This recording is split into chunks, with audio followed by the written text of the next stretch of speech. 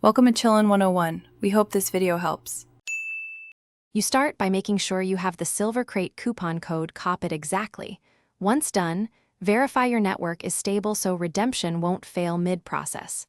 Next, open Call of Duty Mobile and sign into the account you want the crate on.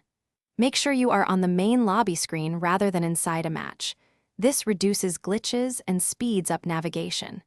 If you're using an account with multiple platforms, pick the correct profile now so rewards land where you expect. You now locate the redemption area, tap Store, then redeem code or events depending on your client version. Carefully paste or type the coupon. Capitalization and hyphens matter, so double-check every character before submitting.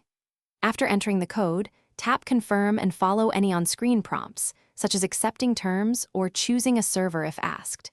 If the game asks you to restart or relog, do it. That often finalizes reward delivery. Keep an eye on any success message. Once the code redeems, check your in-game mail and inventory to claim the Silver Crate. Sometimes items appear in mail first. If nothing shows up after 5 minutes, restart the app and sign in again. This forces the server to push pending rewards.